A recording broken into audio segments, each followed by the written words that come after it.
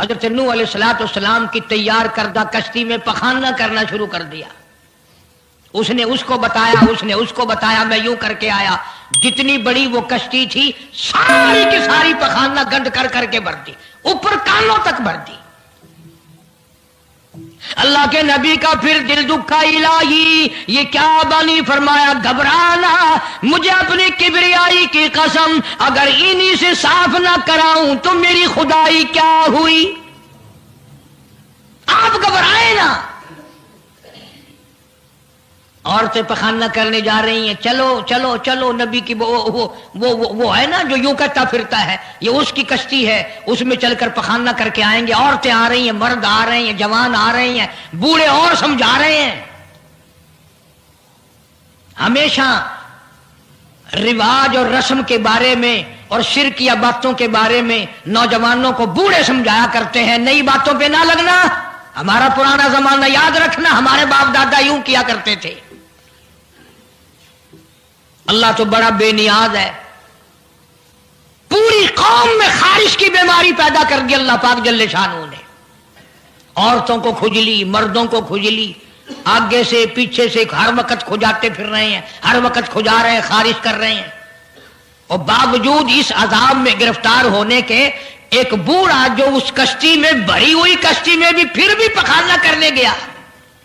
پرانا پیپا تھا نا, ہٹا ہی نہیں.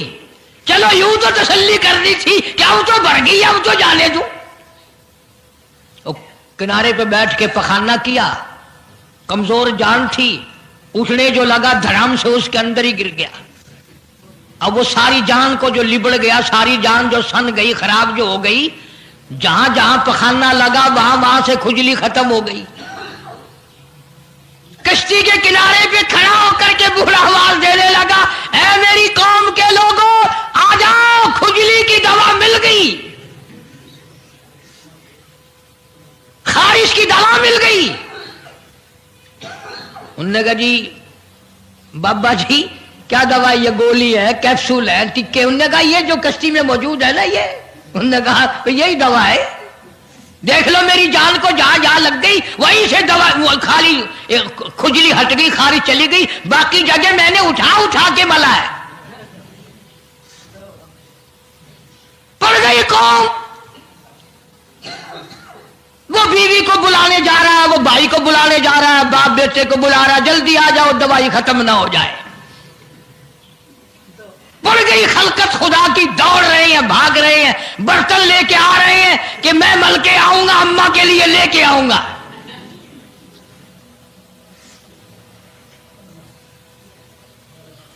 خدا جو ہوا.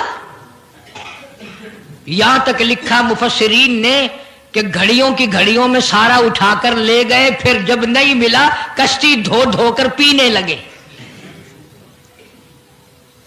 اور جو پیوے اسی کی خارش ختم, جو ملے اسی کی کھجلی ختم. اللہ پاک نے آواز دی, کیوں میرے نوح علیہ السلام دیکھ رہے ہو؟ کہ جی ہاں. کہ پھر مانتے ہو نا میری خدائی کو, دیکھ لو انہیں سے صاف کرا دی کہ نہیں. یعنی گو کھانا منظور کر لیا, نبی کی بات نہ مانی, پیغمبر کی بات نہ مانی, اللہ کے جلیل القدر نبوت کے تاج والے کی بات نہ مانی. آ گیا وہ وقت جب اللہ پاک جل شانہ نے عذاب بھیجنے کا وقت مقرر کر رکھا تھا, اور پھر بھی باز نہیں آئے. چھیڑ خانی کرتے تھے نوح علیہ السلام کے ساتھ. کیوں بھائی, وہ تو کہہ رہا تھا عذاب آئے گا, کب آئے گا وہ عذاب؟